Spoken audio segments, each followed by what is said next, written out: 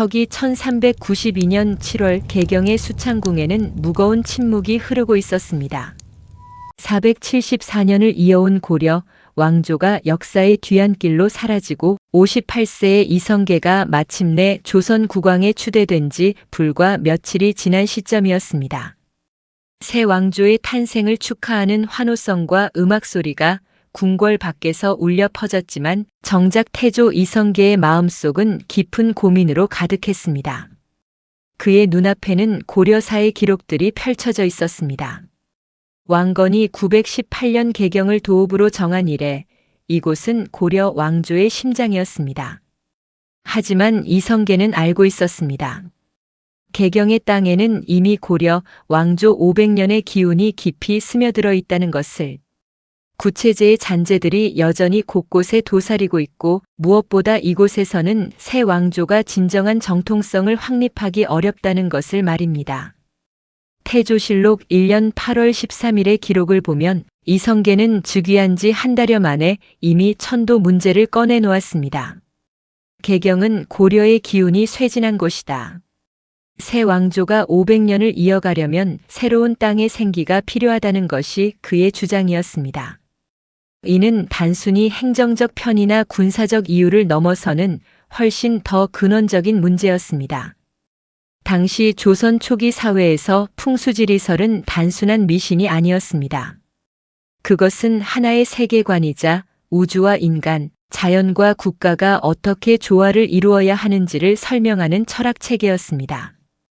특히 국가의 수도를 정하는 문제는 왕조의 운명을 좌우하는 가장 중요한 결정이었습니다. 택리지나 산림경제 같은 조선시대 지리서들을 보면 당시 사람들이 땅의 기운을 얼마나 진지하게 받아들였는지 알 수 있습니다. 1392년 8월부터 1394년까지 약 2년간 조선 조정에서는 새로운 도읍지를 찾기 위한 전국적인 답사가 시작되었습니다. 태조 이성계는 당대 최고의 풍수지리 전문가들을 총동원했습니다. 그 중에서도 가장 주목받은 인물은 두 사람이었습니다. 한 사람은 무학대사 자초였습니다. 그는 이성계가 함흥에서 위화도 회군에 이르기까지 가장 어려운 시기를 함께한 정신적 스승이었습니다. 불교 승려이면서도 풍수지리의 조예가 깊었던 무학대사는 이성계의 절대적인 신뢰를 받고 있었습니다. 또 한 사람은 권중화였습니다. 그는 고려 말부터 풍수지리의 대가로 이름이 높았고 명당론과 같은 풍수 이론서의 정통한 학자였습니다. 이들 외에도 하륜, 윤신달 같은 유학자들도 이 답사에 동원되었습니다. 흥미로운 점은 당시 천도 논의에 참여한 사람들의 면면을 보면 불교계 인사와 유학자들이 섞여 있었다는 것입니다. 아직 조선이 완전히 유교 국가로 자리 잡기 전 과도기의 모습이 여기서 드러납니다. 태조실록 2년 1393년 2월의 기록을 보면 첫 번째 후보지로 떠오른 곳은 계룡산 일대였습니다. 충청도 공주와 논산 사이에 위치한 계룡산은 예로부터 신령스러운 산으로 여겨졌습니다. 정감록 같은 비기에서도 계룡산은 새로운 왕조가 일어날 명당으로 언급되었습니다. 무학대사를 포함한 답사단은 1393년 봄 계룡산 신도안 일대를 직접 답사했습니다. 계룡산의 지형은 확실히 매력적이었습니다. 산세가 험하지 않으면서도 웅장했고 금강이 가까이 흘러 물이 풍부했습니다. 무엇보다 사방이 산으로 둘러싸여 외적의 침입을 방어하기에 유리해 보였습니다. 권중화는 계룡산의 혈 명당의 중심점이 분명하고 주산의 기운이 강하다고 평가했습니다.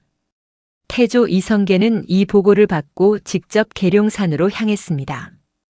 그러나 현지를 직접 본 태조의 반응은 미묘했습니다. 태조실록 2년 2월 15일 기록에 따르면 이성계는 지세는 좋으나 너무 협소하다는 의견을 내놓았습니다. 실제로 계룡산 신도안 일대는 수도로 삼기에는 평지가 부족했습니다.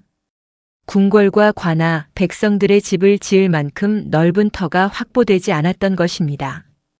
더 큰 문제는 교통이었습니다.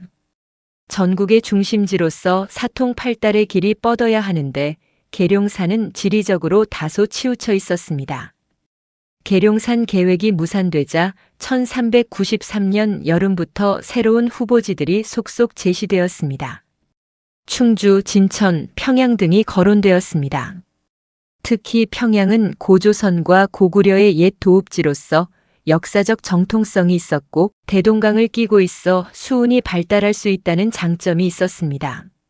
하지만 평양은 너무 북쪽에 치우쳐 있어서 남쪽 지방을 통치하기에 불리했습니다. 또한 당시 명나라와의 관계를 고려할 때 너무 국경에 가까운 것도 부담이었습니다. 바로 이 시기 1393년 가을 무학대사가 새로운 제안을 내놓았습니다. 그것은 바로 무학, 지금의 서울 안산 일대였습니다. 무학대사는 이곳을 직접 답사한 후 크게 감탄했다고 전해집니다. 이곳은 금계포란의 형국이다.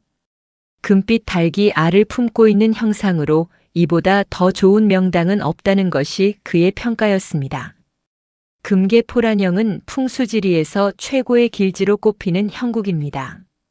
산의 형세가 마치 어미 닭이 알을 품듯 포근하게 땅을 감싸고 있어 그 안의 생기가 응축된다는 의미입니다. 무학산을 중심으로 한 지형이 바로 그런 형국이라는 것이었습니다. 무학대사의 이 의견은 태조 이성계를 크게 흔들었습니다. 이성계는 무학대사의 안목을 깊이 신뢰했고 그의 말이라면 틀림없을 것이라 생각했습니다. 태조실록 2년 10월의 기록을 보면 이성계는 신하들과 무학천도를 논의하기 시작했습니다. 실제로 무학 일대의 궁궐터를 잡고 공사를 시작하라는 명이 떨어졌습니다. 1393년 11월부터 무학에서는 터를 고르고 기초를 다지는 작업이 시작되었습니다. 수천 명의 인부들이 동원되었고 목재와 석재가 전국에서 모여들었습니다. 하지만 바로 이때 강력한 반대 의견이 등장했습니다.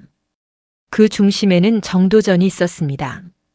정도전은 조선 개국의 1등 공신이자 태조 이성계의 가장 중요한 참모였습니다. 그는 단순한 신하가 아니라 조선 왕조의 이념과 제도를 설계한 설계자였습니다. 조선 경국전을 저술하여 조선의 통치 체제를 구상했고 유교적 이상 국가를 건설하려는 원대한 포부를 가지고 있었습니다. 정도전은 무학천도 계획을 정면으로 반박했습니다. 1393년 12월 그는 태조에게 긴 상소를 올렸습니다. 그 내용은 태조실록과 정도전 문집에 상세히 기록되어 있습니다. 정도전의 논리는 명확했습니다. 무학은 지세가 치우쳐 있고 한강과의 거리가 너무 멀어 수운을 활용하기 어렵습니다. 더욱이 사신사의 구도가 완벽하지 않습니다. 진정한 명당은 따로 있습니다. 정도전이 제시한 대안은 바로 한양이었습니다. 지금의 서울 종로 일대를 말합니다. 한양은 이미 고려시대부터 남경으로 불리며 부수도 역할을 해왔던 곳입니다. 정도전은 한양이야말로 배산 임수의 완벽한 조건을 갖추고 있다고 주장했습니다. 북쪽으로는 백악산백, 지금의 북악산이 든든하게 버티고 있고 남쪽으로는 한강이 유유히 흐르고 있습니다. 더 중요한 것은 사신사의 배치였습니다. 풍수지리에서 사신사란 주산을 중심으로 사방을 지키는 4개의 산을 말합니다. 현무는 뒤쪽의 주산 주작은, 앞쪽의 안산 청룡은 왼쪽, 백호는 오른쪽의 산입니다. 정도전은 한양이야말로 이 사신사가 완벽하게 갖춰진 곳이라고 역설했습니다. 백악산을 주산으로 하여 뒤에서 왕기를 바치고 남산이 안산으로서 앞을 막아주며 좌측의 낙산이 청룡, 우측의 인왕산이 백호 역할을 한다는 것이었습니다. 이 4개의 산이 만들어내는 분지 형태의 지형은 마치 손바닥으로 무언가를 감싸 쥔 듯한 모양이었습니다. 풍수에서는 이런 지형을 내국면이라 부르며 생기가 흩어지지 않고 모이는 최상의 명당으로 봅니다. 정도전의 주장은 단순히 지형적 조건만을 근거로 한 것이 아니었습니다. 그는 주례와 시경 같은 유교 경전을 인용하며 고대 중국의 이상적인 도성 제도를 조선에서 실현해야 한다고 강조했습니다. 특히 줄의 고공기편에 나오는 왕성은 사방구리이며 각 면에 3개의 문을 둔다는 원칙을 한양에서 구현할 수 있다고 주장했습니다. 1394년 초 태조 이성계는 깊은 고민에 빠졌습니다. 한쪽에는 평생을 함께한 스승 무학대사가 있었고 다른 한쪽에는 조선 건국의 설계자 정도전이 있었습니다. 두 사람 모두 자신이 가장 신뢰하는 인물들이었습니다. 태조는 결단을 내려야 했습니다. 단순히 어느 땅이 더 좋은가의 문제가 아니었습니다. 이것은 조선이 어떤 나라가 될 것인가, 불교의 영향력이 남아있는 나라인가, 아니면 완전히 새로운 유교 국가인가를 결정하는 문제였습니다. 1394년 8월 마침내 결정이 내려졌습니다. 태조실록 3년 8월 20일 기록에는 이렇게 적혀 있습니다. 한양으로 천도하기로 결정하다. 정도전의 손을 들어준 것입니다. 이 결정에는 여러 이유가 있었지만 가장 결정적이었던 것은 한양이 가진 지리적 이점이었습니다. 한강을 통한 수운, 전국 팔도로 뻗어나가는 교통의 요지, 그리고 무엇보다 배산 임수와 사신사가 완벽하게 갖춰진 명당이라는 점이었습니다. 무학대사는 크게 낙담했다고 전해집니다. 하지만 태조는 그를 위로하며 말했습니다. 대사의 뜻은 잘 알고 있소. 그러나 새 나라의 도읍은 500년을 내다보고 정해야 하오. 한양이야말로 그런 곳이오. 무학대사는 결국 태조의 결정을 받아들였습니다. 훗날 무학대사는 한양 천도 후에도 태조의 곁을 지키며 태조가 세운 불교 사찰들을 돌보는 역할을 했습니다. 1394년 9월부터 한양에서는 본격적인 궁궐 건설이 시작되었습니다. 정도전이 직접 궁궐과 도성의 설계를 맡았습니다. 수만 명의 백성들이 동원되어 나무를 베고 돌을 나르고 땅을 고르는 작업이 시작되었습니다. 백악산 남쪽 기슭, 지금의 광화문 일대에 궁궐터가 잡혔습니다. 이곳이 바로 경복궁이 될 자리였습니다. 이 결정이 내려지기까지 2년여의 시간 동안 조선의 지도자들은 전국 방방곡곡을 누비며 최적의 땅을 찾아 헤맸습니다. 계룡산에서 무학으로, 무학에서 한양으로 이어진 이 여정은 단순한 장소 선정이 아니었습니다. 그것은 새 왕조가 하늘로부터 정통성을 부여받고 땅의 생기를 얻어 500년을 이어갈 기틀을 마련하는 숙명적 과정이었습니다. 한양이 선택되었다는 소식이 전국에 퍼지자 백성들 사이에서는 여러 반응이 나왔습니다. 어떤 이들은 새 수도에서 새로운 기회를 찾을 수 있다며 환영했고, 어떤 이들은 개경을 떠나야 한다는 사실에 아쉬워했습니다. 하지만 모두가 알고 있었습니다. 이제 조선이라는 새로운 시대가 진정으로 시작된다는 것을, 그리고 그 중심에 한양이, 그리고 경복궁이 있을 것이라는 것을 말입니다. 태조 이성계와 정도전이 선택한 이 땅 한양은 이후 600년이 넘는 세월 동안 한반도의 심장이 되었습니다. 그들의 선택은 옳았습니다. 백악산의 정기를 받고 한강의 물줄기와 함께 숨쉬는 이 도시는 조선 왕조 500년을 고스란히 품었고 오늘날까지도 대한민국의 수도로 살아 숨쉬고 있습니다.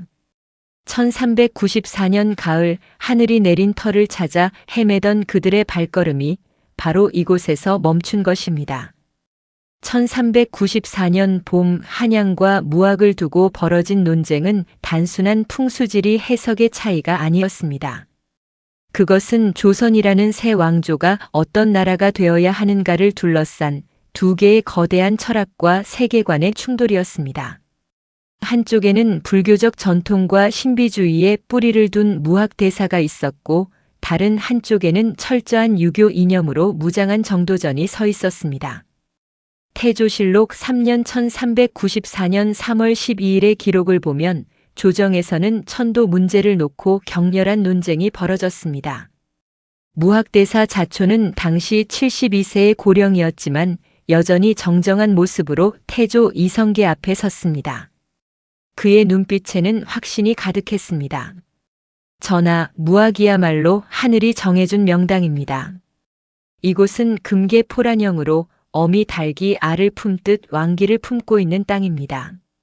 무학대사의 주장에는 긴 역사가 담겨 있었습니다.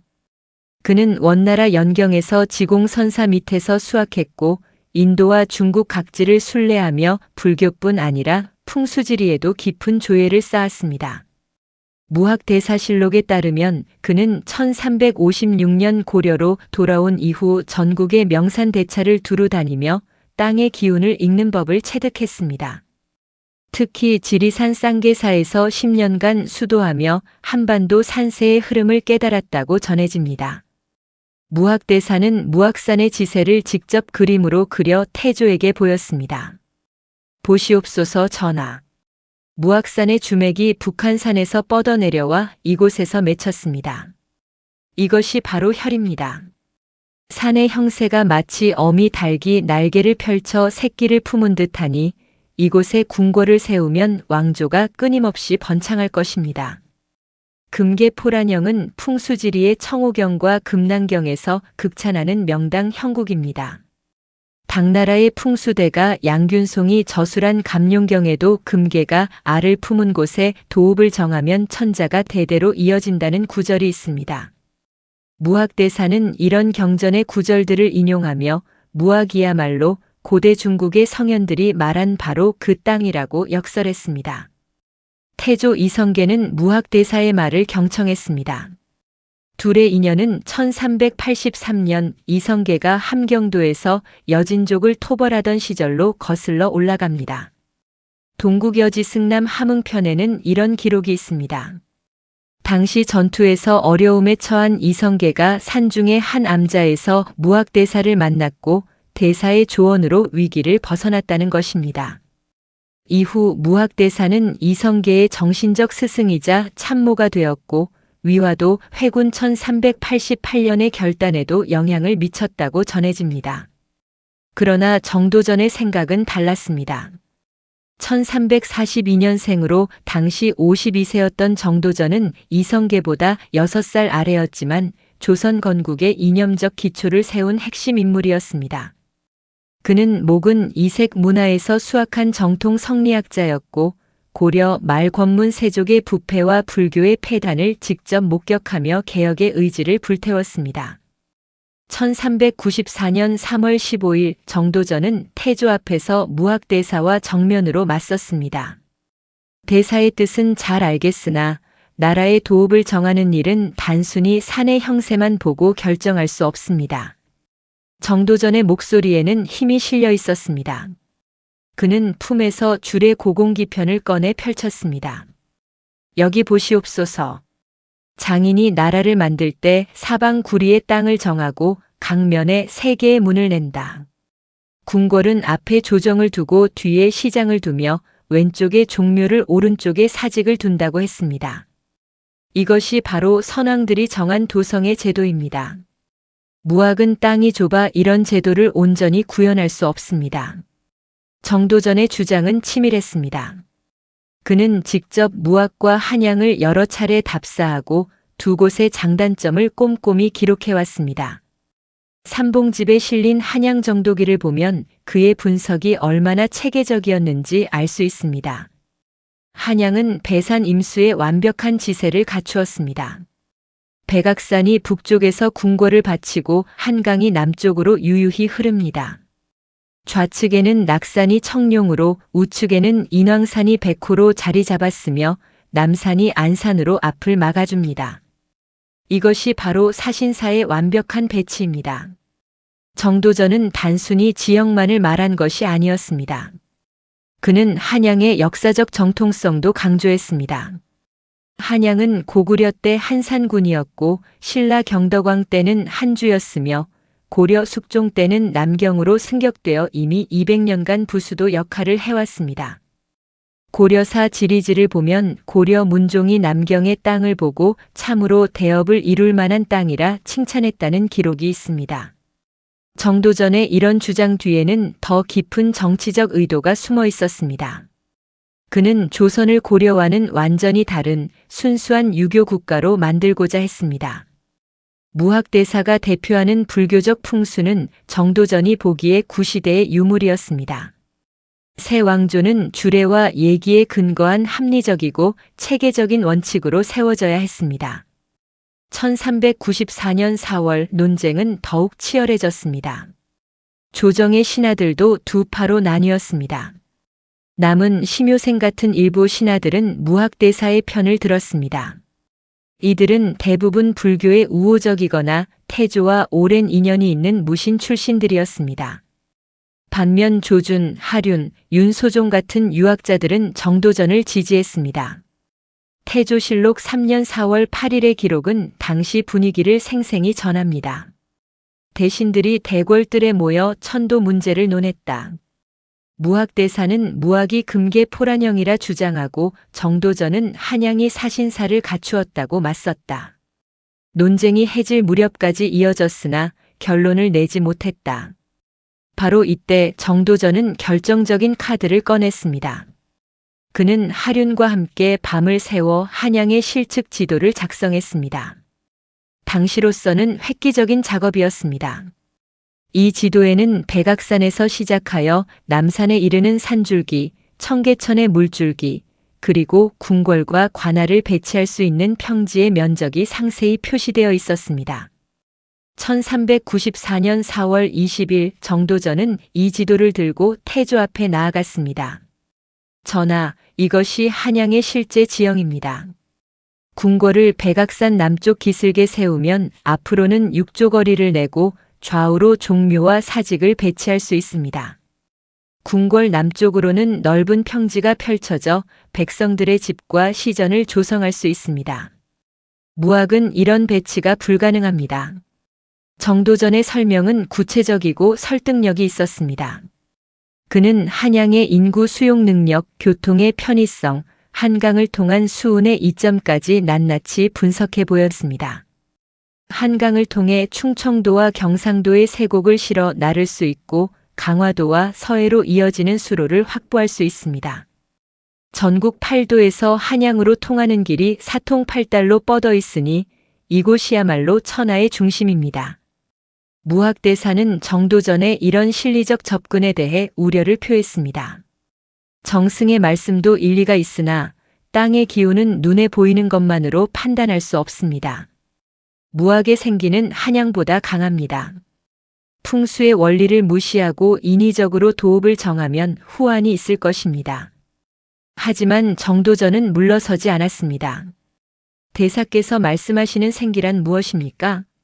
주역에서 말하는 천지의 대덕은 생이다는 말씀은 단순히 땅의 형세가 아니라 백성들이 잘 살 수 있는 조건을 갖추는 것을 의미합니다. 한양이야말로 백성들이 살기 좋고 나라를 다스리기 편한 곳입니다. 이 논쟁의 핵심에는 사실 더 근본적인 문제가 있었습니다. 그것은 바로 조선이 어떤 나라가 되느냐의 문제였습니다. 무학대사가 제안한 무학은 불교적 세계관과 신비주의가 여전히 영향력을 행사하는 나라를 상징했습니다. 반면 정도전이 주장한 한양은 성리학적 합리주의와 유교적 질서가 지배하는 완전히 새로운 나라를 의미했습니다. 1394년 5월 태조 이성계는 마침내 결단을 내려야 했습니다. 그는 무학대사에게 깊은 신뢰와 감사를 느끼고 있었지만 동시에 정도전의 논리적 설득력도 무시할 수 없었습니다. 더욱이 조정의 대다수 신하들이 정도전의 의견에 동조하고 있었습니다. 태조실록 3년 5월 3일의 기록은 이렇게 전합니다. 임금께서 정도전을 불러 물으셨다. 경이 말하는 한양이 정령 만대의 도읍이 될 수 있겠는가? 정도전이 대답했다. 신이 목숨을 걸고 아뢰옵니다. 한양이 아니면 500년 사직을 보장할 수 없습니다. 정도전의 이 말에는 비장한 각오가 담겨 있었습니다. 며칠 후 태조는 무학대사를 조용히 불렀습니다. 둘만의 자리였습니다. 태조는 대사의 손을 잡고 말했습니다. 대사, 내 마음을 알아주시오. 그대의 은혜를 어찌 잊겠소마는 나라의 대계를 위해서는 한양이 나을 듯하오. 무학대사는 한참을 침묵했습니다. 그의 눈에는 슬픔과 체념이 어려 있었습니다. 하지만 마침내 그는 고개를 끄덕였습니다. 전하의 뜻이 그러하시다면 소승이 무슨 말을 더하겠습니까? 다만 한 가지만 청하겠습니다. 무학의 절을 하나 지어 조선의 안녕을 비는 기도처로 삼게 해주십시오. 태조는 이를 허락했고 훗날 무학에는 봉원사가 세워졌습니다. 1394년 8월 20일 드디어 공식 발표가 있었습니다. 한양을 새 도읍으로 정한다.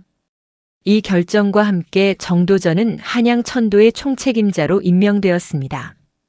그는 도성의 설계부터 궁궐 건축, 도로 배치, 관아 조성에 이르기까지 모든 것을 직접 관장했습니다.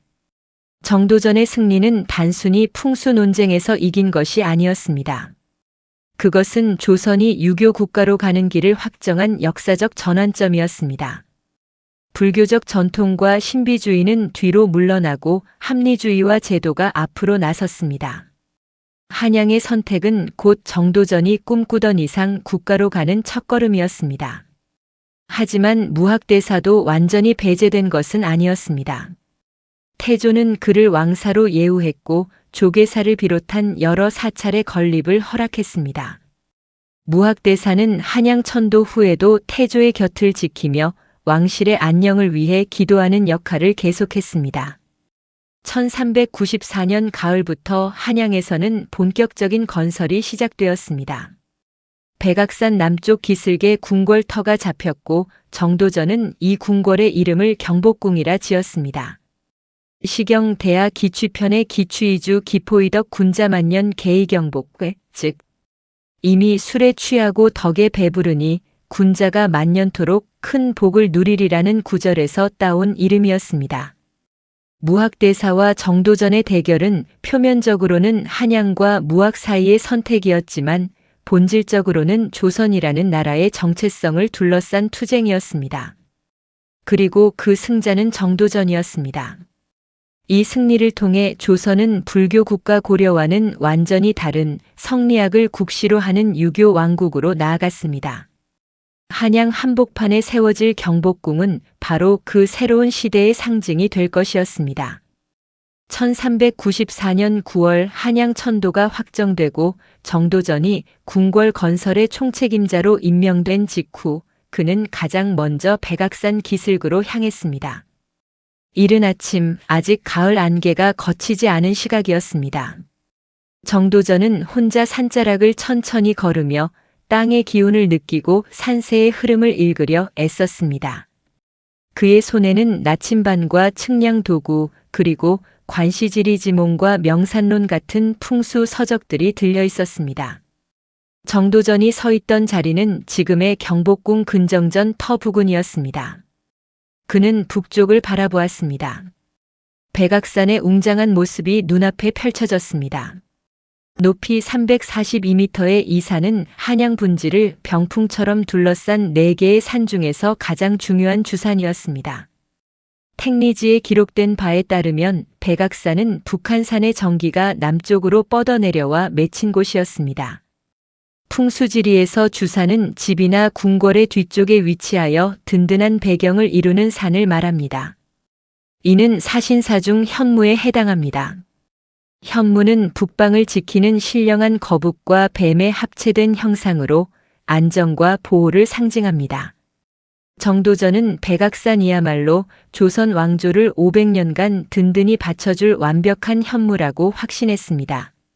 정도전 문집에 실린 한양정도기를 보면 그는 백악산의 산세를 이렇게 묘사했습니다. 백악산은 북한산 백운대에서 시작된 용맥이 남쪽으로 힘차게 달려와 맺힌 곳이다. 그 기상이 웅장하면서도 단정하니 마치 제왕이 옥좌에 앉은 듯하다. 이것이 바로 주산의 덕이다. 용맥이란 산줄기를 따라 흐르는 땅의 생기를 말합니다. 풍수지리에서는 이 생기가 산을 타고 흘러 특정 지점에 모이는데 그곳이 바로 혈, 즉 명당의 중심점이 됩니다. 정도전이 선택한 경복궁터는 바로 백악산에서 흘러내린 용맥이 평지와 만나는 지점이었습니다. 감룡경에 나오는 용이 평지에서 멈추는 곳에 진열이 있다는 원리를 그대로 적용한 것이었습니다. 정도전은 이제 남쪽을 바라보았습니다. 멀리 남산이 보였습니다. 높이 262m의 남산은 경복궁으로부터 약 2.5km 떨어진 곳에 위치했습니다. 풍수에서는 이를 안산 또는 조산이라 부릅니다. 안산은 주산과 마주보며 명당을 감싸는 역할을 하는데 마치 책상처럼 앞을 막아준다 하여 안산이라 불렀습니다. 남산은 사신사 중 주작에 해당했습니다. 주작은 남방을 지키는 불새로 열정과 번영을 상징합니다. 청호경에는 주작은 춤추는 듯 날아오르는 형상이어야 한다고 했는데 남산의 완만하면서도 기품 있는 산세가 정확히 그런 모습이었습니다. 정도전은 남산과 경복궁 사이의 거리가 적절하다는 점에 주목했습니다. 너무 가까우면 압박감을 주고 너무 멀면 기운을 담아내지 못하는데 남산은 딱 알맞은 거리에서 경복궁을 바라보고 있었습니다. 태조실록 3년 9월 15일의 기록에는 정도전이 신하들에게 이렇게 설명했다고 나옵니다. 남산이 앞에서 조공하듯 바라보고 있으니 이는 천하의 제후들이 조선에 조회하러 오는 형국이다. 이보다 더 좋은 안산이 어디 있겠는가? 이제 정도전은 동쪽을 바라보았습니다. 좌청룡에 해당하는 낙산이 보였습니다. 높이 125m의 낙산은 백악산에서 동쪽으로 뻗어내린 산줄기였습니다. 낙산이라는 이름은 산의 형상이 낙타의 등과 같다 하여 붙여진 이름입니다. 청룡은 동방을 지키는 신령한 용으로 생명력과 창조를 상징합니다. 풍수에서 청룡은 매우 중요한 의미를 지닙니다. 금난경에서는 청룡이 굽이쳐 감싸듯 있어야 생기가 모인다고 했습니다. 낙산은 북쪽 백악산에서 시작하여 남쪽으로 완만하게 내려오며 경복궁을 감싸는 형국이었습니다. 정도전은 낙산 아래로 청계천이 흐르는 것도 주목했습니다. 물은 생기를 모으는 역할을 하는데 청계천이 경복궁의 동쪽을 지나 서쪽으로 흘러가는 것은 풍수적으로 매우 길한 형국이었습니다. 삼봉집에는 이런 구절이 있습니다. 낙산이 마치 청룡이 몸을 구부려 궁궐을 지키는 형상이니 이곳에서는 인재가 끊임없이 배출될 것이다. 동쪽은 해가 뜨는 방향이요 생명이 시작되는 곳이니 청룡의 기운이 왕성함이 마땅하다. 서쪽을 바라보니 인왕산이 우뚝 솟아 있었습니다. 높이 338m의 인왕산은 사신사 중 우백호에 해당했습니다. 백호는 서방을 지키는 흰 호랑이로 용맹과 위엄을 상징합니다. 인왕산이라는 이름은 산의 형상이 부처의 수호신인 인왕과 같다 하여 붙여진 것인데 정도전은 이 이름도 마음에 들어했습니다. 이는 유교의 핵심 덕목이었고 왕은 왕조를 상징했기 때문입니다. 풍수에서 백호는 청룡보다 약간 낮아야 한다는 원칙이 있습니다. 청룡은 높고 백호는 낮아야 균형이 맞는다는 것이 지리인자수지의 가르침이었습니다. 인왕산은 백악산이나 북한산보다는 낮지만 그 자체로 웅장한 암벽을 자랑하며 서쪽을 든든히 지키고 있었습니다. 특히 인왕산의 바위들은 마치 호랑이의 이빨과 발톱처럼 날카로워 서쪽에서 들어오는 사기를 막아주는 역할을 했습니다. 태조실록 3년 9월 22일의 기록에는 정도전이 하륜과 함께 인왕산에 올라 한양 분지를 내려다보며 감탄했다는 내용이 있습니다. 여기서 보니 한양의 형세가 한눈에 들어온다. 백악이 뒤에서 받치고 남산이 앞에서 막아주며 낙산과 인왕산이 좌우에서 감싸니 이것이 바로 사신사가 완벽하게 갖춰진 명당이로다. 정도전은 사신사의 배치를 더욱 세밀하게 분석했습니다. 그는 경복궁 터를 중심으로 4개의 산까지의 거리와 각도를 측량했습니다. 백악산까지는 약 500m, 남산까지는 약 2.5km, 낙산까지는 약 1.5km, 인왕산까지는 약 2km였습니다. 이 거리들은 양택 3요에서 말하는 이상적인 비율에 가까웠습니다. 더 중요한 것은 이 4개의 산이 만들어내는 공간의 형태였습니다. 풍수에서는 이를 내국 또는 내당이라 부릅니다. 사신사가 둘러싸고 있는 이 공간은 마치 커다란 그릇과 같아서 하늘에서 내려오는 생기와 땅에서 올라오는 지기가 이곳에 모여 흩어지지 않는다는 것입니다. 장서에는 기운은 바람을 타면 흩어지고 물에 닿으면 멈춘다는 유명한 구절이 있는데 한양의 지형은 바로 이 원리를 완벽하게 구현하고 있었습니다. 정도전은 또한 물의 흐름을 면밀히 관찰했습니다. 백악산과 인왕산 사이에서 시작된 물줄기가 경복궁의 서쪽을 지나 남쪽으로 흘러갔습니다. 백악산과 낙산 사이에서 시작된 물줄기는 경복궁의 동쪽을 지나 역시 남쪽으로 흘러갔습니다. 이 두 물줄기가 경복궁 남쪽에서 합쳐져 청계천을 이루고 다시 한강으로 흘러들어갔습니다. 이런 물의 흐름은 풍수에서 매우 중요합니다. 수룡경에서는 물이 앞에서 모이면 재물이 모이고 물이 뒤로 흐르면 재물이 빠져나간다고 했습니다. 한양의 물줄기는 경복궁을 중심으로 모여들었다가 남쪽으로 천천히 흘러나갔는데 이것이 바로 득수, 즉 물을 얻는 형국이었습니다. 정도전은 삼봉집에서 물이 궁궐 앞에 모였다가 서서히 빠져나가니 이는 국고가 풍성하고 백성이 부유해질 징조라고 기록했습니다. 1394년 10월 정도전은 궁궐의 정확한 위치를 확정하기 위해 최종 답사를 진행했습니다. 그는 태조 이성계와 함께 백악산 남쪽 기슭의 여러 지점을 직접 걸어다니며 땅의 기운을 느꼈습니다.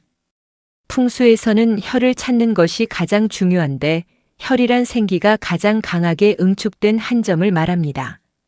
마치 인체의 경혈처럼 땅에도 기운이 모이는 특정 지점이 있다는 것입니다. 정도전은 여러 가지 방법으로 혈을 찾았습니다. 먼저 나침반을 사용하여 방위를 정확히 측정했습니다. 풍수 나침반인 나경은 24방위로 나뉘는데 정도전은 궁궐의 중심이 정확히 자좌오향, 즉 북쪽을 등지고 남쪽을 바라보는 방향이 되도록 했습니다. 이것은 줄의 고공기편의 궁궐은 남향해야 한다는 원칙을 따른 것이었습니다. 다음으로 그는 땅의 높낮이를 세밀히 관찰했습니다. 혈은 너무 높지도 낮지도 않은 적당한 높이에 위치해야 합니다. 명산론에서는 혈은 산과 평지가 만나는 곳에 있다고 했는데 정도전이 선택한 경복궁 터는 백악산 기슭이 완만하게 평지로 이어지는 지점이었습니다. 이곳은 산의 기운을 받으면서도 평평하여 건물을 짓기에 적합했습니다. 정도전은 또한 땅의 질을 확인했습니다. 그는 여러 곳을 깊이 파보고 흙의 색깔과 질감을 살폈습니다. 관시지리지몽에 따르면 혈자리의 흙은 단단하면서도 부드러워야 하고 색깔은 붉거나 노래야 한다고 했습니다. 경복궁 터의 흙은 약간 붉은 빛을 띤 황토였는데 이것은 생기가 왕성한 땅의 특징이었습니다. 1394년 10월 15일 정도전은 마침내 경복궁의 정확한 위치를 확정했습니다.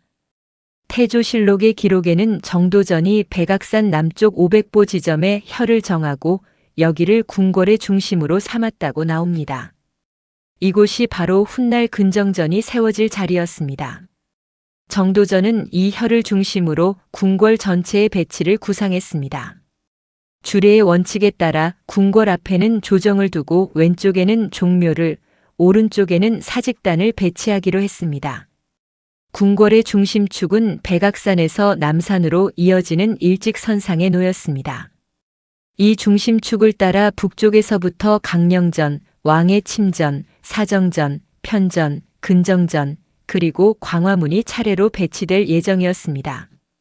정도전은 삼봉집에서 경복궁 터에 대한 최종 평가를 이렇게 내렸습니다. 하늘이 내린 명당이로다.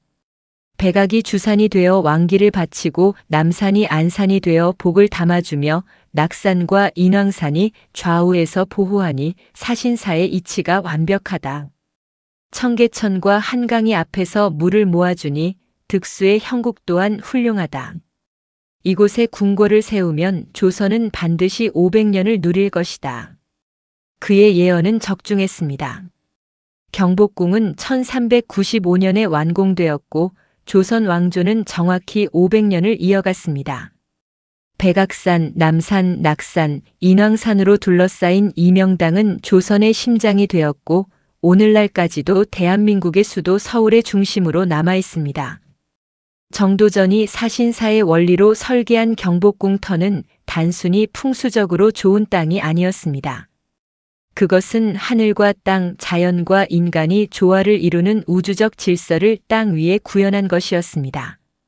4개의 산이 만들어낸 이 완벽한 공간 속에서 조선 왕조는 숨을 쉬고 성장하고 번영했습니다. 1394년 가을 정도전이 백악산 기슭에서 땅의 기운을 읽던 그 순간 이미 조선 500년의 운명은 정해져 있었던 것입니다.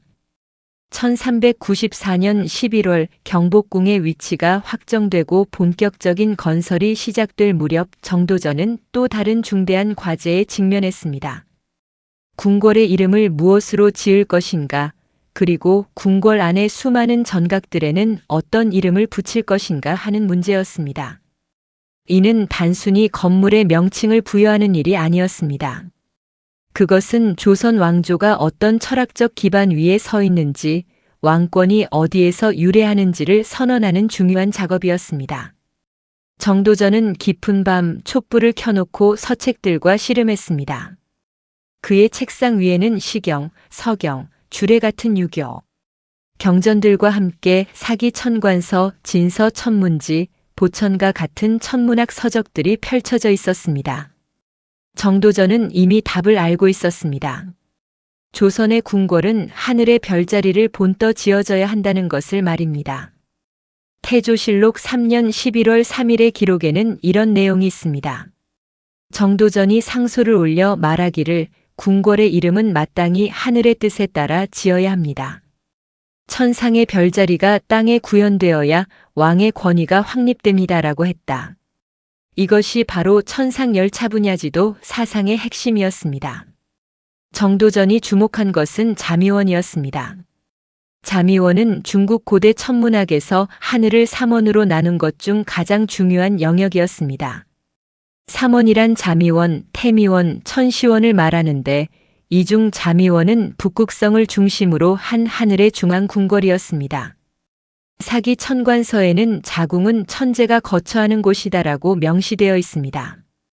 자미원은 북극성 북극오성, 을 중심으로 15개의 별이 담장처럼 둘러싸고 있는 형국입니다. 이 담장 안쪽에는 천자를 상징하는 별들과 그를 보좌하는 신하들을 상징하는 별들이 배치되어 있습니다.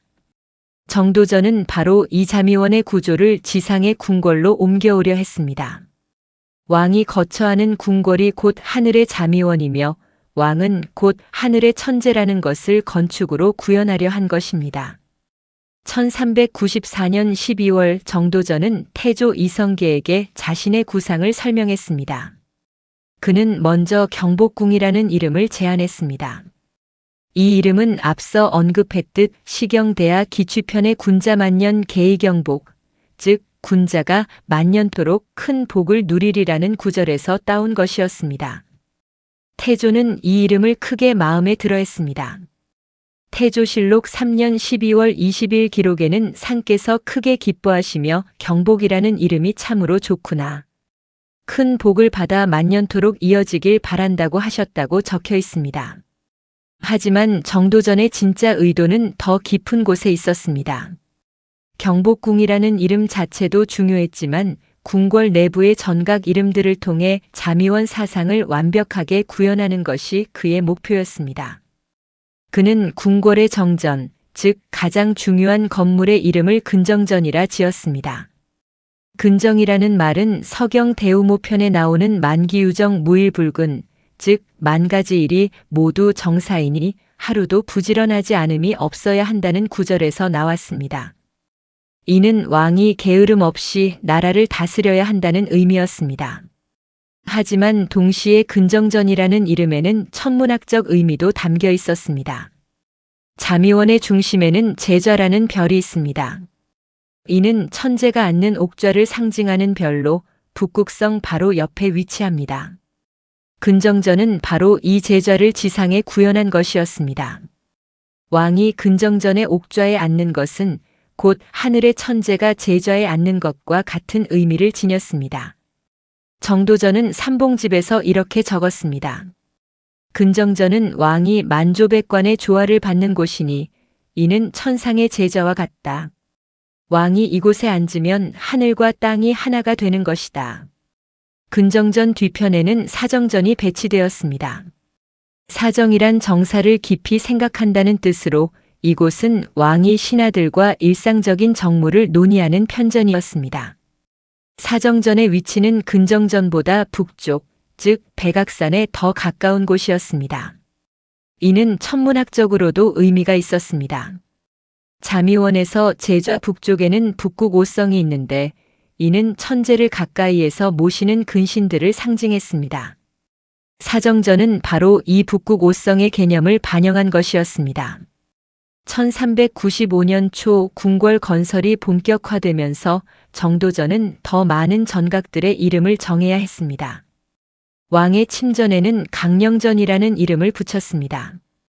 강령은 서경 홍범편에 나오는 오복 중 하나로 건강하고 편안함을 의미했습니다. 이곳은 왕이 일상생활을 하는 가장 사적인 공간이었습니다. 왕비의 침전에는 교태전이라는 이름이 붙었습니다. 교태는 주역 태괴에서 나온 말로 하늘과 땅이 사귀어 만물이 형통하다는 뜻입니다. 주역에서 태괴는 가장 길한 궤로 천지가 조화를 이루는 상태를 나타냅니다.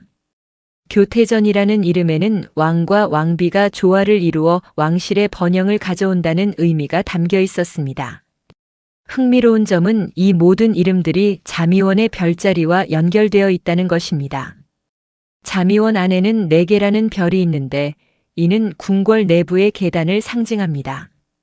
또한 천상이라는 별이 있는데 이는 천재의 침상을 의미합니다. 정도전은 이런 별들의 의미를 하나하나 궁궐의 공간 배치와 건물 이름에 반영했습니다.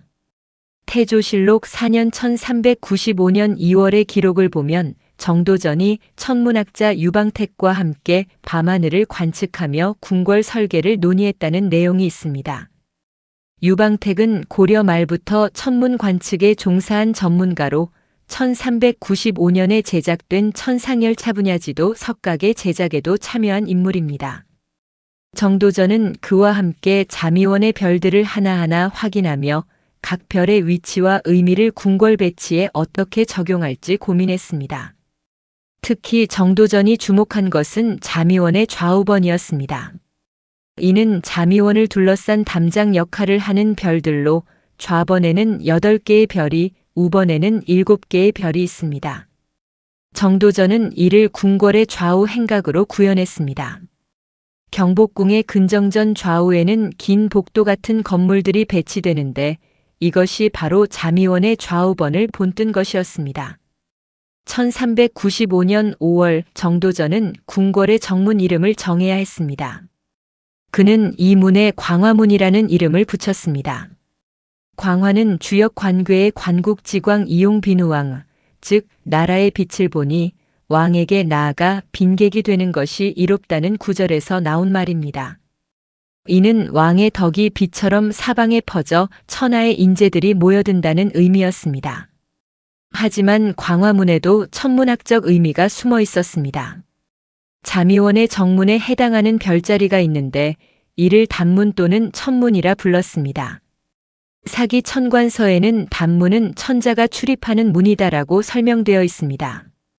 광화문은 바로 이 천문을 지상에 구현한 것이었습니다.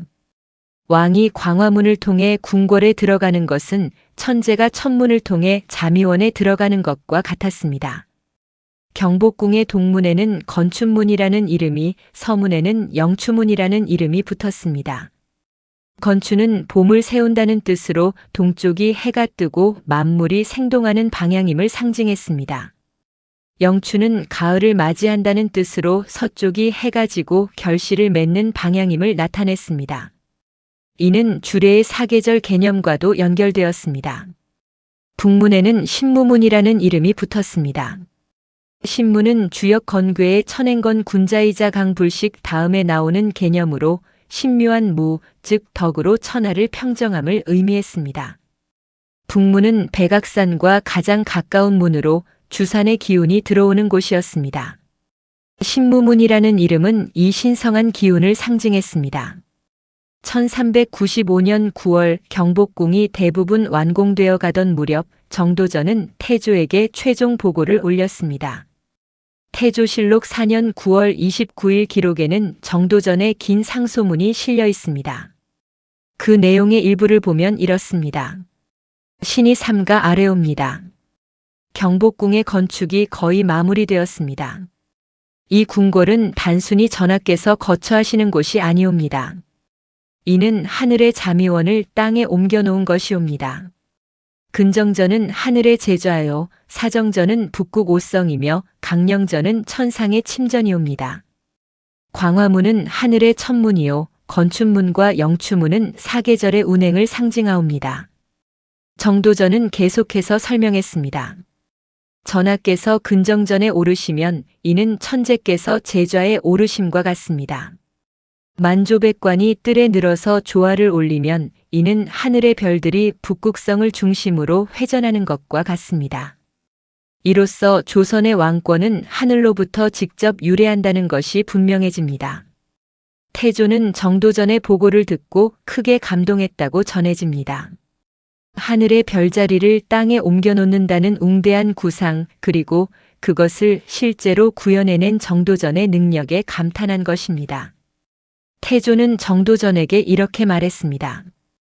경의 뜻을 이제야 온전히 알겠소. 경복궁은 단순한 건물이 아니라 하늘과 땅이 하나가 되는 곳이로구려. 천상열차 분야 지도는 1395년 경복궁이 완공되던 바로 그 해의 석각으로 제작되었습니다.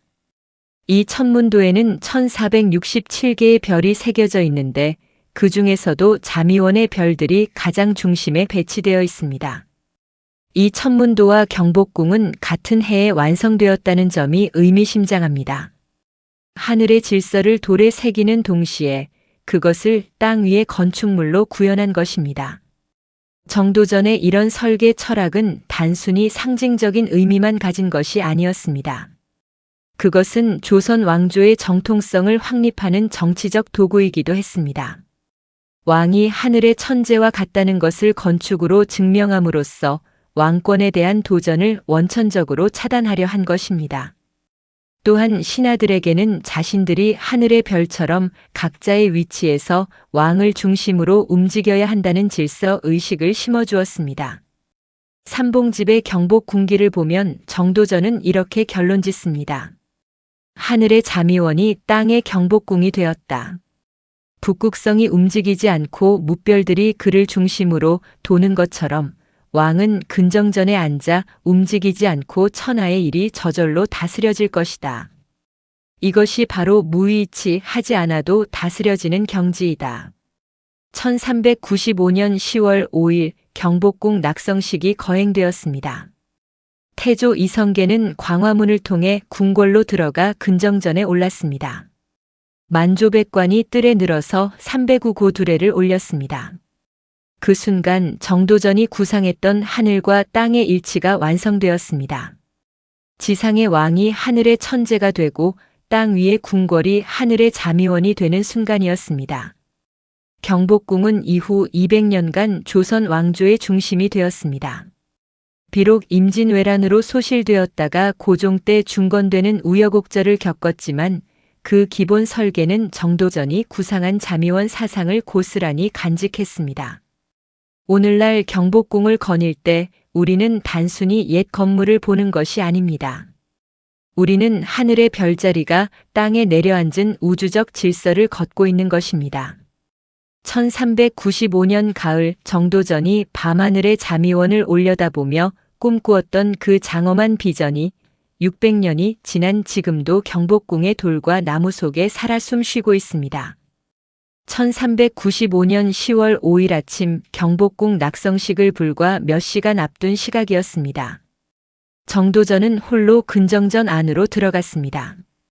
아직 왕이 앉지 않은 빈 옥좌 햇살이 창문을 통해 들어와 황금빛으로 물든 전각의 내부 그리고 천장 높이 그려진 쌍용의 모습을 바라보며 그는 깊은 감회에 젖었습니다.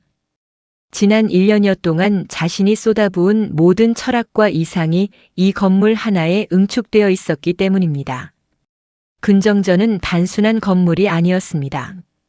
그것은 조선 왕조의 정치 철학을 건축으로 구현한 우주론적 공간이었습니다. 정도전은 줄의 고공기편의 원칙을 철저히 따랐습니다. 명당은 천자가 하늘에 제사 지내고 제후를 접견하는 곳이다. 그 구조는 하늘의 원리를 본받아야 한다는 바로 그 원칙 말입니다.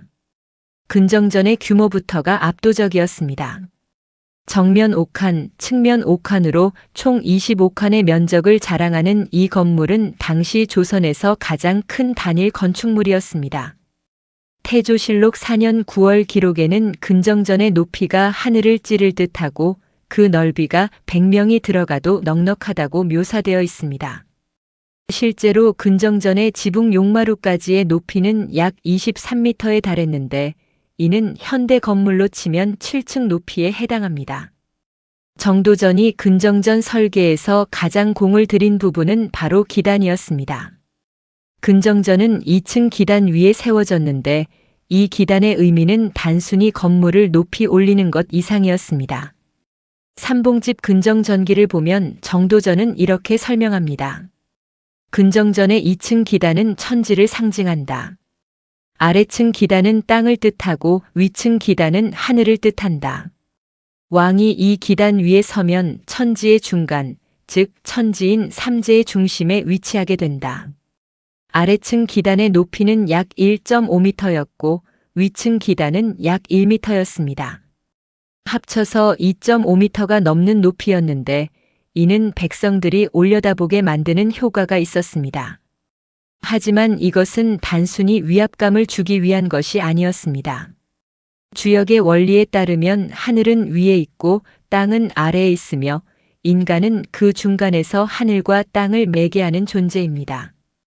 왕은 바로 이 중재자 역할을 하는데 근정전의 2층 기단은 이런 우주적 질서를 건축으로 표현한 것이었습니다. 기단의 네 모서리에는 각각 난간이 설치되었고 이 난간에는 동물 조각들이 배치되었습니다. 동쪽에는 청룡, 서쪽에는 백호, 남쪽에는 주작, 북쪽에는 현무를 상징하는 조각들이 있었습니다. 이는 앞서 설명한 사신사 사상을 근정전이라는 작은 우주 안에 다시 한번 구현한 것이었습니다. 백악산, 남산, 낙산, 인왕산이 경복궁 전체를 지키듯 사신의 조각들이 근정전을 지키는 구조였습니다. 1395년 9월 근정전 건설이 막바지에 이르렀을 때 정도전은 옥좌의 위치를 정하는 일에 심혈을 기울였습니다. 옥좌는 왕이 앉는 자리로 이것의 위치는 풍수적으로나 천문학적으로 매우 중요했습니다. 정도전은 근정전의 정확한 중심점을 측량했습니다. 그는 나침반을 사용하여 정남향을 확인하고 그 선상에 옥좌를 배치했습니다. 옥좌 뒤에는 일월오봉도라는 병풍이 설치되었습니다. 이 병풍에는 해와 달 5개의 봉우리, 소나무 그리고 폭포가 그려져 있었습니다. 태조실록에는 이 병풍의 의미가 자세히 설명되어 있습니다. 해는 양을 상징하고 달은 음을 상징하여 음양의 조화를 나타냅니다. 5개의 봉우리는 오행, 즉 목화토금수를 의미하며 소나무는 장생을, 폭포는 생명의 근원인 물을 상징했습니다. 정도전은 삼봉집에서 일월오봉도의 의미를 이렇게 설명했습니다. 해와 달이 음양을 이루고 5봉우리가 오행을 완성하니 이는 우주 만물의 원리가 왕의 뒤에 있음을 보여준다. 왕이 이 병풍을 등지고 앉으면 온 우주가 왕을 바치는 형국이 된다. 이것이 바로 천명이 왕에게 있다는 증거이다. 근정전의 천장 구조는 더욱 정교했습니다. 천장 중앙에는 쌍용이 여의주를 물고 있는 모습이 그려졌습니다. 이 쌍용도는 단순한 장식이 아니었습니다. 주역에서 용은 변화와 창조의 상징이며 특히 건괴의 비룡제천, 즉 나는 용이 하늘에 있다는 구절은 성군을 의미했습니다. 2마리의 용이 여의주를 다투는 것이 아니라 함께 품고 있는 모습은 왕과 왕비 또는 왕과 신하가 조화를 이루어 나라를 다스린다는 의미였습니다. 천장의 구조 자체도 우주론적 의미를 담고 있었습니다. 근정전은 겹쳐마 팔짝 지붕으로 지어졌는데 이 지붕의 곡선은 하늘의 둥근 모양을 본떴습니다. 중국 고대 철학에서는 천원지방, 즉 하늘은 둥글고 땅은 네모나다고 했습니다. 근정전의 지붕이 곡선을 이루고 기단이 네모난 것은 바로 이 천원지방 사상을 건축으로 구현한 것이었습니다. 1395년 10월 5일 오전 드디어 낙성식이 시작되었습니다. 태조 이성계는 광화문을 통해 궁궐로 들어왔습니다. 그는 먼저 사정전에서 면복을 갖춰 입었습니다. 면복은 천자나 제후가 중요한 의식 때 입는 예복으로 면류관과 골룡포로 구성되어 있었습니다.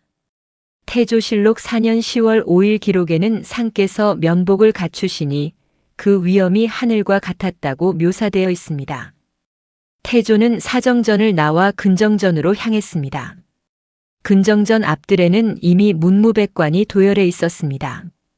동쪽에는 문관들이, 서쪽에는 무관들이 품계 순서대로 늘어섰습니다.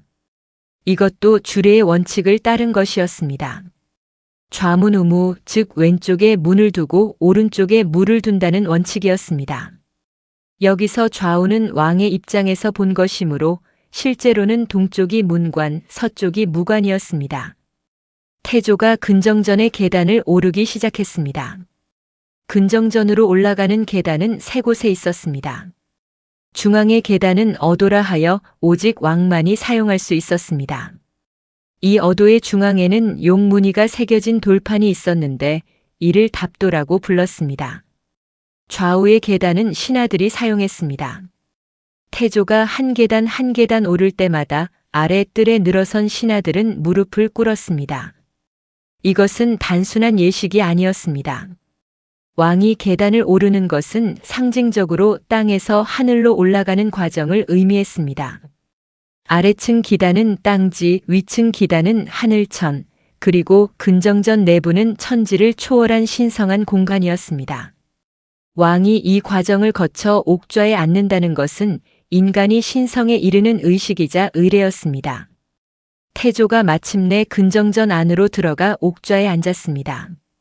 바로 그 순간 뜰 아래의 모든 신하들이 일제히 309고 두레를 올렸습니다. 3번 절하고 9번 머리를 조아리는 이 예법은 천자에게 드리는 가장 높은 경의의 표시였습니다. 태조실록의 기록은 이 순간을 이렇게 전합니다. 상께서 근정전 옥좌에 오르시니 천지가 진동하고 일월이 빛을 더하는 듯 했다. 만조백관이 뜰에 엎드려 만세를 삼창하니 그 소리가 하늘에 닿았다. 이 장면은 단순히 한 나라의 왕이 새 궁궐에 입궐하는 모습이 아니었습니다. 그것은 정도전이 구상했던 천지인 삼재의 조화가 완성되는 순간이었습니다. 하늘의 기운이 백악산을 타고 내려와 근정전에 모였고 땅의 생기가 사신사를 통해 경복궁에 응축되었으며지 왕이라는 인간 존재가 그 둘을 매개하여인 우주적 질서를 완성한 것입니다. 정도전은 근정전 뜰 한쪽에서 이 광경을 지켜보며 눈물을 흘렸다고 전해집니다. 삼봉집에는 그날의 감회를 적은 시가 실려 있습니다. 천하 정관제차시 군신상하여 일체, 즉 천하의 바른 모습이 이 순간에 있으니 군신이 상하로 한 몸과 같도다라는 구절입니다. 근정전은 이후 조선 왕조 500년 동안 가장 중요한 국가의식이 거행되는 장소가 되었습니다. 왕의 즉위식, 외국 사신 접견, 과거 시험 합격자 발표, 중요한 국가 정책 선포 등이 모두 이곳에서 이루어졌습니다. 조선 왕조실록을 검색해보면 근정전에서 거행된 의식에 관한 기록이 수천 건에 달합니다. 특히 주목할 만한 것은 명나라 사신을 접견하는 의식이었습니다. 조선은 명나라에 대해 사대 관계를 유지했지만 근정전에서만큼은 조선 왕의 권위가 절대적이었습니다. 명나라 사신이 근정전 뜰에 들어오면 그들도 조선의 신하들과 마찬가지로 왕에게 예를 올려야 했습니다. 이는 근정전이라는 공간 자체가 가진 상징적 권위 때문이었습니다. 세종실록 5년 1423년 3월 기록을 보면 명나라 사신이 근정전의 장엄함에 감탄했다는 내용이 있습니다. 명나라 사신이 말하기를 조선의 근정전은 북경 자금성의 태화전에 비견될 만하다. 비록 규모는 작으나 그 기상이 결코 뒤지지 않는다고 했다. 이는 정도전의 설계가 얼마나 뛰어났는지를 보여주는 증거입니다. 근정전의 권위는 건축적 완성도뿐 아니라 그 안에 담긴 철학적 깊이에서 나왔습니다. 정도전은 주역, 시경, 서경, 주례 등 유교 경전의 핵심 사상을 하나의 건물 안에 녹여냈습니다. 동시에 풍수지리의 원리와 천문학의 지식을 건축에 적용하여 근정전을 단순한 건물이 아닌 우주의 축소판으로 만들었습니다. 천은 근정전의 지붕과 천장에 구현되었습니다. 둥근 지붕 곡선은 하늘의 형상을, 천장의 쌍용은 하늘의 신성함을 상징했습니다. 지는 2층 기단과 사신의 조각들로 표현되었습니다. 네모난 기단은 땅의 형상을, 사신의 조각들은 땅의 기운을 지키는 수호자들을 의미했습니다. 이는 바로 옥좌에 앉은 왕이었습니다. 왕은 하늘의 명을 받아 수명천, 땅을 다스리는 주제인간, 존재로서 천지를 연결하는 고리였습니다. 정도전은 삼봉집 근정전기의 마지막 부분에서 이렇게 결론짓습니다. 근정전은 조선의 심장이다.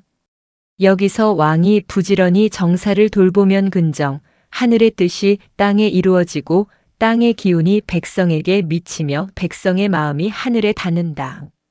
천지인이 하나가 되어 조화를 이루면 이것이 바로 태평성대이다. 1395년 10월 5일 근정전 낙성식이 끝난 후 태조 이성계는 정도전을 불러 말했습니다. 경이 만든 이 근정전은 만세토록 남을 것이요. 조선의 왕들은 대대로 이곳에서 하늘의 뜻을 받들고 백성을 사랑할 것이요. 정도전은 눈물을 흘리며 답했습니다. 신은 다만 하늘의 이치를 건축으로 옮겼을 뿐입니다. 전하께서 이곳에서 성군의 덕을 펼치신다면 조선은 천년을 갈 것입니다. 그로부터 630년이 지난 오늘 근정전은 여전히 경복궁의 중심에 서 있습니다. 비록 임진왜란과 일제강점기를 거치며 훼손되었다가 복원되는 아픔을 겪었지만 그 안에 담긴 천지인 삼재 사상은 여전히 살아 숨쉬고 있습니다. 근정전 앞에 서면 우리는 여전히 그 압도적인 권위를 느낄 수 있습니다. 그것은 단순한 건축물의 웅장함이 아닙니다. 하늘과 땅과 인간이 하나로 조화를 이루어야 한다는 정도전이 1395년에 꿈꾸었던 그 이상이 돌과 나무를 통해 우리에게 말을 거는 것입니다.